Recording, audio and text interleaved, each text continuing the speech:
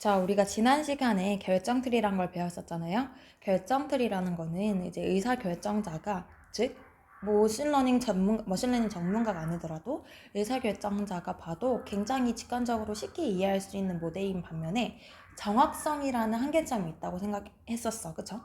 그래서 그 한계점을 극복하기 위해서 오늘 배울 내용이 바로 앙상블이라는 건데요. 결정트리를 기반으로 해서 만든 새로운 모델인 거예요. 결정트리랑 완전 무관한 것이 아니라 이 결정트리의 정확성을 조금 더 보완하고자 만들어진 모형이고요. 앙상블을 본격적으로 배우기 이전에 우리가 지난 시간에 했던 거를 복습해볼게. 자, 결정트리라는 거 사실 너네가 어떤 문제에서 많이 쓰였었어? 우리가 봤던 문제는 거의 대부분 분류 문제였어요. 그쵸? 사실 회귀 문제도 결정트리로 가능은 하나 예측력이 좀 떨어지고 자료 변화에 민감하게 반응하기 때문에 회귀 문제는 거의 다루지 않아요. 자, 이 분류와 회귀를 나누는 거는 목표 변수, 내가 구하고자 하는 거의 자료 형태인 거지. 즉 내가 구하고자 하는 게 스팸 메일인가 아닌가 하는 분류 문제인가, 아니면 내가 구하고자 하는 것이 키, 즉 연속성이 가진 자료 형태인가, 그 목표 변수에 따라 분류 문제, 회귀 문제로 나눴었어. 근데 우리가 지난 시간에 이걸 한번 했을 거야. 입력 변수의 자료를 분류를 했었어. 범주형, 즉 얘가 이 사람이 독감인가 아닌가를 이제 예측하기 위해서 고열이 나나요? 아니면 콧물이 나나요? 기침을 하나요? 이렇게 범주형으로 나눠지는 입력 변수 형태가 있고요. 수치형으로 나누어지는 입력 변수 형태가 있어요. 수치형. 자, 뭐 예를 들어서 내 성적을 예측하기 위해서 공부한 시간, 즉 입력하는 변수가 공부한 시간처럼 연속적인 데이터인 경우에는 사실 얘를 바탕으로 노드를 만들기, 질문을 만들기 굉장히 어렵지. 예를 들어서 공부한 시간이 5시간 이상이 되나요? 공부한 시간이 4시간 이상이 되나요? 즉 그 기준을 설정하기가 어려워요. 그래서 우리가 이 수치형 데이터를 바탕으로, 그 전에 우리가 회귀 문제에선 사실상 문제가 없어서 선형회계에서는 식을 세울 거니까. 근데 얘는 노드들을 만들어야 되잖아. 그치? 질문을 만들어야 되는 거잖아요. 그래서 이 수치형은 수치를 일률적으로 배열한 후, 지난 시간에 한 내용이에요. 일률적으로 배열한 후 그 두 개의 평균을 이용해서 노드를 만들었었죠. 그쵸? 그 만들고 나서 거기에서 가장 진입 불순도가 낮은 애를 질문 노드로 설정했었어요. 그쵸? 일렬 배열 후. 맞니? 그래서 우리는 이런 식으로 분류 문제를 어떻게 입력 변수가 범주형일 때, 수치형일 때 처리하는가에 대해서 배웠었고요. 노드에는 두 가지 형태가 있었어요. 분류 노드와 질문 노드. 분류 노드라는 거는 말 그대로 내가 독감 환자, 이 집단이 독감 환자이다 라고 결론을 내리는 그 마지막 노드들, 즉 입 노드, 리프 노드를 의미하는 거지. 그러니까 이런 거지. 이 데이터 집단에 사실 감기 환자가 5명 있고 감기가 아닌 사람이 10,000명 있다고 생각해봐. 10,000명. 사실 이 집단은 내가 감기 환자가 아닌 집단 이렇게 결정 내릴 수 있잖아. 불순도가 있지만 확률적으로.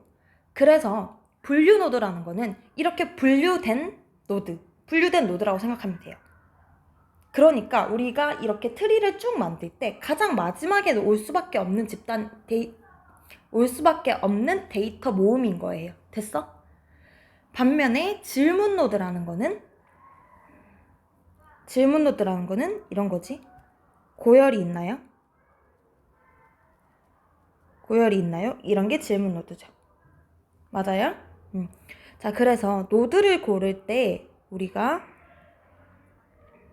두 가지를 봤었는데, 분류 노드를 할지 질문 노드를 할지 그 진입 불순도를 우리가 계산해서 결정을 했었죠.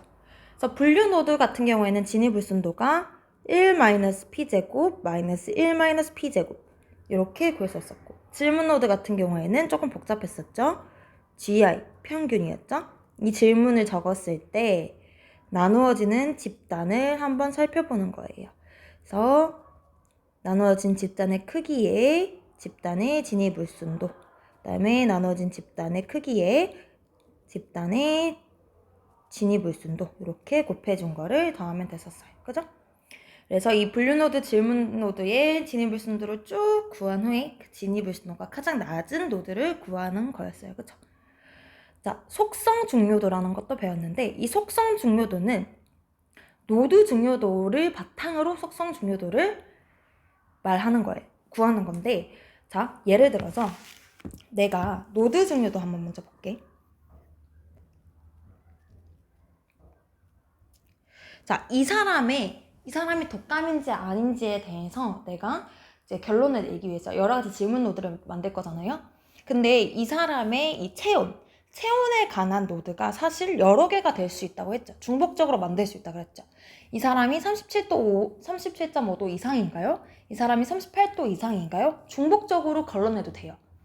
그러면 이 각 노드들, 체온에 관한 각 노드들의 중요도를 바탕으로 그 노드의 평균을 바탕으로 우리는 속성 중요도, 즉 체온이라는 속성의 중요도를 판단하는 거예요. 이해됐어? 자, 그래서 노드 중요도라는 건 어떻게 계산했었지? ni가 n분의 n의 gi.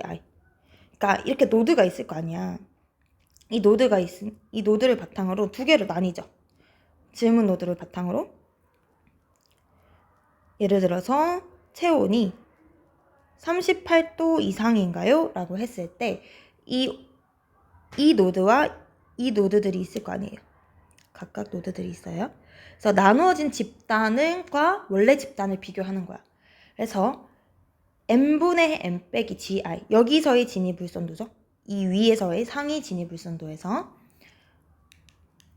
n분의, 그 다음에 여기 집단의 크기 n left 집단의 크기에서 이 집단의 진입물순도 빼기 n분의 이 집단의 크기 n right, 그 다음에 오른쪽의 진입물순도 이렇게 계산을 해주는 거예요. 요게 바로 이 한 노드의 중요도고요. 이 각 노드들의 중요도의 평균을 한 게 어떤 속성의 중요도가 되는 거야. 어렵지 얘들아? 이 부분 선생님도 처음에 이해하기가 상당히 까다로웠어. 당연한 거예요. 너무 걱정 마. 왜 나는 이해가 안 되지? 당연한 거야. 나도 이해가 안 돼. 나도 이해가 안 됐었어. 됐어요? 그래서 우리는 결정 트리에 대해서 먼저 배웠었고 그 결정 트리를 구성하는 노드들, 그 중에서도 분류 노드, 질문 노드에 대해서도 알아봤었고, 그러면 이 노드를 구성을 해서 트리를 만들어야 되는데 어떻게 노드를 고르는지 한번 알아봤었고, 그 방법이 진입물순도였죠. 그리고 나서 이 노드들을 바탕으로 노드 중요도라는 걸 판단한 후에 이 노드 중요도의 평균을 구해서 속성 중요도, 즉 이 결론을 내는데 어떤 속성이 가장 중요하게 판단되는지 그걸 알기 위해서 속성 중요도를 구했어요. 그죠? 이것까지 이해됐으면 아주 훌륭한 거지. 좀 어렵잖아, 이 부분이. 자, 그래서 오늘 배울 거는 앙상블이라는 건데요. 앙상블 중에서도 오늘은 랜덤 포레스트와 에다 부스트를 배울 건데, 선생님 여기 안 적어놨네? 랜덤 포레스트와 에다 부스트를 배울 거예요. 자, 앙상블이라는 건 뭐냐면요. 하나의 모델을 쓰는 대신에 수많은 모델들을 사용해 종합적인 판단들을 하는 건데, 앙상블 너네 왜 합창할 때 앙상블이라고 하잖아. 그러니까 여러 명이서 하나의 결과를 내잖아. 그 의미랑 똑같아요. 모델 하나를 통해서 결과를 내는 게 아니라요. 그 여러 모델을 종합적으로 이용해서 판단을 하는 거예요. 즉 우리가 결정 트리는 부정확성이라는 한계점이 있었어. 그 부정확성이라는 한계점을 극복하기 위해서 결정 트리를 여러 개 이용해서 더 성능 좋은 앙상블을 만들어 우리가 결정을 하는 거예요. 그래서 이 앙상블의 대표적인 방법 두 가지가 바로 랜덤 포레스트, 오늘 배울 랜덤 포레스트와 에다 부스트예요. 랜덤 포레스트 한번 먼저 볼게요. 자, 랜덤 포레스트는요. 이게 얘들아 부정확성의 원인이라고 하면 과적합이 가장 크다고 생각하면 되는데, 주어진 데이터가 있을 때 이 데이터에 너무 잘 맞게 모델을 만들어 버리면 다른 그 데이터의 양이 적었을 때 내가 만든 모델이 전체를 잘 설명할 수 있을까? 그렇지 못하거든. 그렇기 때문에 이 데이터의 임의성, 내가 이 모델에 임의성을 부과해주는 그 작업이 중요한 거예요. 우리 옛날에 과소적합, 과대적합 배웠던 거 기억나지? 과소적합이란 거는 데이터를 너무 잘 못 설명하는 거예요, 이게. 그러면 데이터를 잘 설명하게 해주면 되는 거야. 이건 사실 어렵지 않아. 항을 높여주거나 좀 복잡하게 해주면 되잖아. 그래서 좀 더 잘 걸러내주면 되잖아. 근데 문제는 과적합되는 거예요. 데이터를 너무 잘 설명해버리는 거지. 그럼 이거를 해결하는 방법은 임의성을 증가시켜주는 거야. 즉, 임의적으로, 랜덤으로 만들어서 그 가능성을 넓혀주는 작업이에요. 이 랜덤 포레스트에서 임의성을 넓혀주는 방법이 두 가지가 있는데요. 그 첫 번째가 바로 부트스트래핑이라고 해서요. 첫 번째 방법이에요. 기존의 데이터셋에서 임의의 데이터를 갖고 와서 새로운 데이터를 추가하는 방법이에요. 그러니까 예를 들어서 이런 거야. 어떤 집단이 있어. 원래 데이터셋 한번 볼게. 원래 데이터셋에서 자, 고열, 기침, 콧물, 독감. 독감이 목표 변수죠. 고열, 기침, 콧물 다 있는 사람은 독감이 있었어요. 고열은 있으나 기침, 콧물이 없는 사람은 독감이 있었어요. 자, 그리고 고열은 있으나 기침은 없고 콧물이 있는 사람은 독감이 없었어요. 다 없는 사람은 독감이 없었어요. 나는 4명을 조사했어요. 데이터가 너무 작죠. 이렇게 되면 과적합 될 수 있어요. 즉, 이 4명에 대해만 잘 설명하는 모델이 만들어질 수 있단 말이야. 그래서 부트스트랩이라는 건 뭐냐면 이 데이터를 바탕으로 새로운 임의 데이터를 만들어줘요. 자, 하지만 임의로 만들어준다고 해서 없는 데이터를 들고 오진 않아. 나는 있는 걸 바탕으로 같은 크기의 데이터를 만들어줄 건데요. 어떻게 해주냐면 이 사람 데이터 들고 오고 그 다음에 이 사람 데이터를 2번 넣어주는 거지. 그 다음에 이 사람 그냥 제외하고 헷갈리니까 이거 없애자. 이 사람 데이터는 그냥 제외시키고 이 사람 데이터를 들고 오는 거예요. 이렇게. 자, 이렇게 데이터셋을 하나 더 만들어주는 거예요. 즉, 이런 부트스트랩을 하면요. 원래는 여러 가지 모델을 똑같은 데이터셋으로 학습시킨다면 비슷한 결과를 내기 때문에 새로운 임의의 데이터로 임의성을 증가시켜주는 거예요. 이해됐어요? 그래서 이 부트스트래핑을 이용해서 우리는 랜덤 포레스트라는 앙상블 기법은요.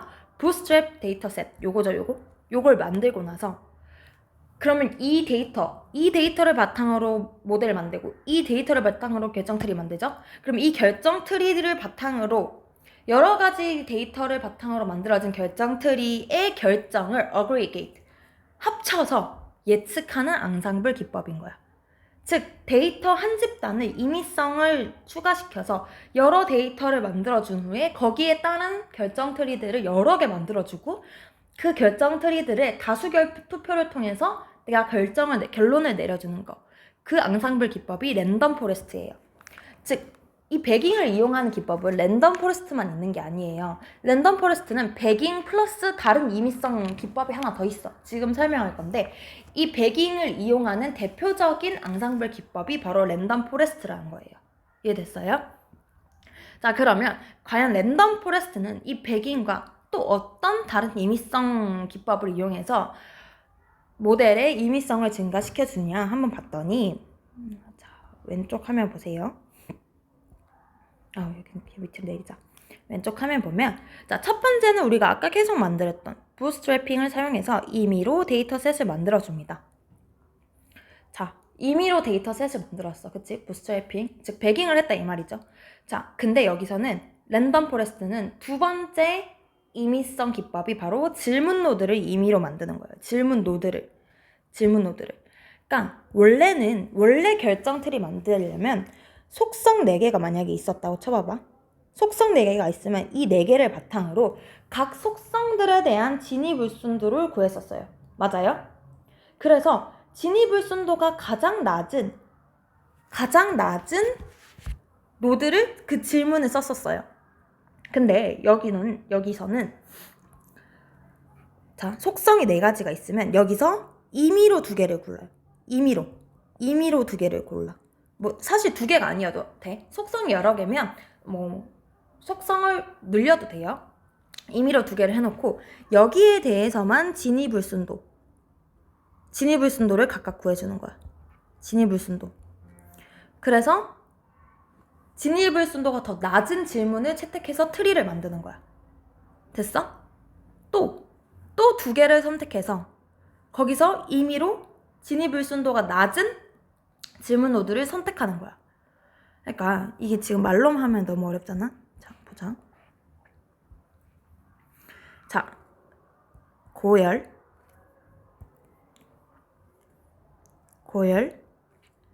기침, 몸살, 콧물, 독감. 이렇게 해볼게. 자, 속성이 이렇게 4개예요. 그죠? 원래는 이 4개에 관한 각각의 진위불순도를 구해서 진위불순도가 낮은, 뭐 얘가 이 고열로 나누었을 때 데이터가 가장 좀 클린하게 나눠진다 하면 이 고열을 바탕으로 질문을 만들었을 거야. 그치? 맞아요? 근데 이게 기존의 질문 노드 만드는 방법. 근데 이 랜덤 포레스트의 임의로 질문 노드를 만드는 방법은 내가 고열과 기침을 들고 와서 여기서 진위불순도를 각각 구해. 근데 고열이 진위불순도에 더 적합한 거야. 그럼 고열에 관한 질문 노드를 만드는 거지. 또 이제 기침과 몸살에 대한 진위불순도를 각각 구했더니 기침이 높았어. 그래서 기침을 바탕으로 질문을 만드는 거예요. 즉 임의로 2개를 들고 와서 이 2개의 불순도를 계산해서 좀 더 좋은 거를 질문 노드로 루트 노드의 질문을 정하는 거예요. 이해했어? 그래서 결정 트리를 만드는 것 자체는 사실 똑같아요. 근데 루트 노드를 어떻게 정하냐? 그 다음에 이 질문 노드를 어떻게 정하냐? 이 방법이 이 랜덤 포레스트에서 하는 방법이 좀 더 임의적이라는 거죠. 이해했어요?